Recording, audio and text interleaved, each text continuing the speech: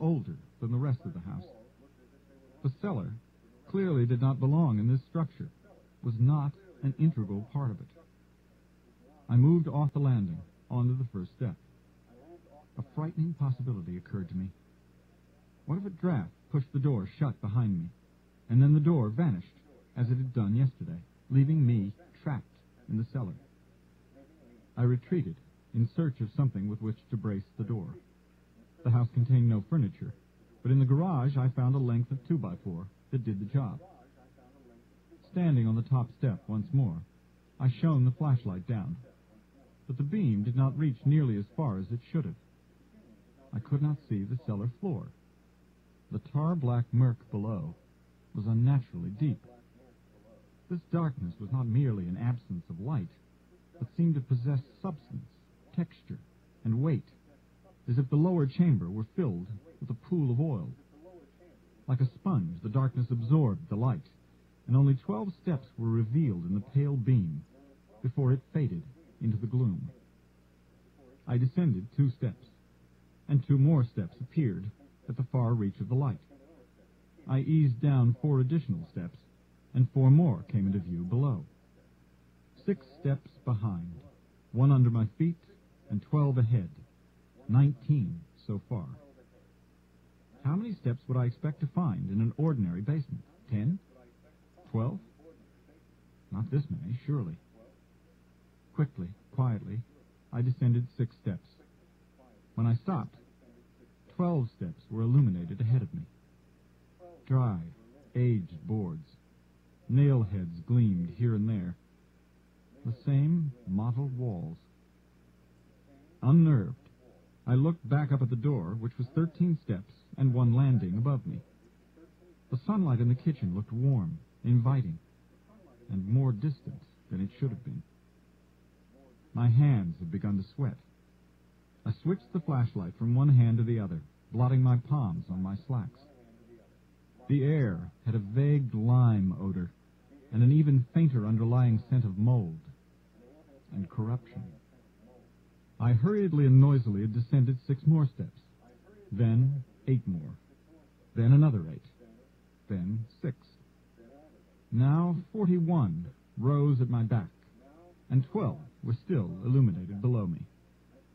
Each of the steep steps was about 10 inches high, which meant that I had gone approximately 3 stories underground. No ordinary basement had such a long flight of stairs. I told myself that this might be a bomb shelter, but I knew that it was not. As yet, I had no thought of turning back. This was our house, damn it, for which we had paid a small fortune in money and a larger fortune in time and sweat, and we could not live in it with such a mystery beneath our feet, unexplored. Besides, when I was 22 and 23, far from home and in the hands of enemies, I had known 2 years of terror, so constant and intense that my tolerance for fear was higher than that of most men. 100 steps farther, I stopped again, because I figured I was 10 stories below ground level, which was a milestone requiring some contemplation. Turning and peering up, I saw the light at the open kitchen door far above me, the size of a postage stamp. Looking down, I studied the 8 bare wooden steps illuminated ahead of me. 8, not the usual 12. As I had gone deeper, the flashlight had become less effective. The batteries were not growing weak. The problem was nothing as simple or as explicable as that. Where it passed through the lens, the beam was as crisp and bright as ever. But the darkness ahead was somehow thicker, hungrier, and it absorbed the light in a shorter distance than it had done farther up. The air still smelled vaguely of lime, though the scent of decay was now nearly the equal of that more pleasant odor. This subterranean world had been preternaturally quiet, except for my own footsteps and increasingly heavier breathing. Pausing at the 10-story point, however, I thought I heard something below. I held my breath, stood motionless, and listened. I was half sure that I detected strange, furtive sounds a long way off. whispering and oily, squelching noises. But I could not be certain. They were faint and short-lived. I could have been imagining them. After descending 10 more steps, I came to a landing at last, where I discovered opposing archways in the walls of the stairwell. Both openings were doorless and unornamented, and my light revealed a short stone corridor beyond each. Stepping through the arch on my left, I followed the narrow passage for perhaps 15 feet, where it ended at the head of another staircase, which went down at a right angle to the stairs that I had just left. Here, the odor of decay was stronger. It was reminiscent of the pungent fumes of rotting vegetable matter. The stink was like a spade, turning up long-buried memories. I had encountered precisely this stench before, in the place where I had been imprisoned during my 22nd and 23rd years. There, they had sometimes served meals largely composed of rotting vegetables, mostly turnips, sweet potatoes, and other tubers. Worse, the garbage that we wouldn't eat was thrown into the sweatbox, a tin-roofed pit in the ground where recalcitrant prisoners were punished with solitary confinement. In that filthy hole, I was forced to sit in foot-deep slime, reeking so strongly of decay that, in heat-induced delusion, I sometimes became convinced that I was dead already, and that what I smelled was the relentlessly progressing corruption of my own lifeless flesh. "What's going on?" I asked, expecting and receiving no answer. Returning to the main stairs, I passed through the archway on the right. At the end of that passage, a second set of branching stairs also led down. From tenebrous depths, a different rancidity arose, and I recognized this one as well. Decomposing fish heads. Not just decomposing fish, but specifically fish heads, like those that the guards had sometimes put in our soup. Grinning, they stood and watched us as we greedily sucked up the broth. We gagged on it, but were often too hungry to pour it on the ground in protest. Sometimes, starving, we choked down the repulsive fish heads as well, which was what the guards most wanted to see. They were unfailingly amused by our disgust, and especially by our self-disgust. I hurriedly returned to the main stairwell. I stood on the 10-story deep landing, shuddering uncontrollably, trying to shake off those unbidden memories. By now, I was half convinced that I was dreaming, or that I did indeed have a brain tumor, which, by exerting pressure on surrounding cerebral tissue, was the cause of these hallucinations. I continued downward and noticed that step by step, the range of my flashlight was decreasing. Now I could see only 7 steps ahead. 6. 5. 4. Suddenly, the impenetrable darkness was only 2 feet in front of me. A black mass that seemed to throb in expectation of my final advance into its embrace. It seemed alive. Yet I hadn't reached the foot of the stairs, for I heard those whisperings again far below, and the oily, oozing sound that brought gooseflesh to my arms. I reached forward with one trembling hand. It disappeared into the darkness, which was bitterly cold. My heart hammered, and my mouth was suddenly dry and sour.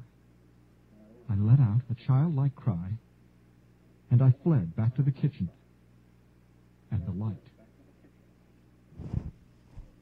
That evening at the restaurant, I greeted the guests and seated them.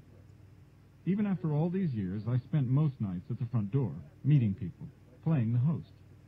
Usually, I enjoy it. Many customers have been coming to us for a decade.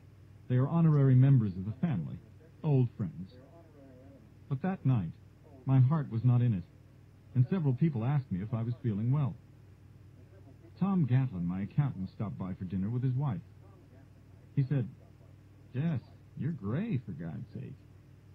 You're 3 years overdue for a vacation, my friend. What's the point of piling up the money if you never take time to enjoy it? Fortunately, the restaurant staff we have assembled is first rate. In addition to Carmen and me and our kids, Stacy, Heather, and young Joe, there are 22 employees, and every one of them knows his job and performs it well. Although I was not at my best, there were others to take up the slack. Stacy, Heather, and Joe. Very American names. Funny, my mother and father, being immigrants, clung to the world they left by giving all their children traditional Mexican names. Carmen's folks were the same way. Her 2 brothers are Juan and Jose, and her sister's name is Evelina. My name actually was Jesus Gonzalez. Jesus is a common name in Mexico, but I had it changed to Jess years ago, though by doing so I hurt my parents. The Spanish pronunciation is Jesus, although most Americans pronounce it as if referring to the Christian Savior. There's just no way you can be regarded as either one of the guys or a serious businessman when burdened with such an exotic moniker. It's interesting how the children of immigrants, second-generation Americans like Carmen and me, usually give their own kids the most popular current American names, as if trying to conceal how recently our ancestors got off the boat, or in this case, crossed the Rio Grande. Stacy, Heather, and Joe. Just as there are no more fervent Christians than those recently converted to the faith, there are no more ardent Americans than those whose claim to citizenship begins with themselves or their parents. We want so desperately to be part of this great, huge, crazy country. Unlike some whose roots go back generations, we understand what a blessing it is to live beneath the stars and stripes. We also know that a price must be paid for the blessing, and that sometimes it's high.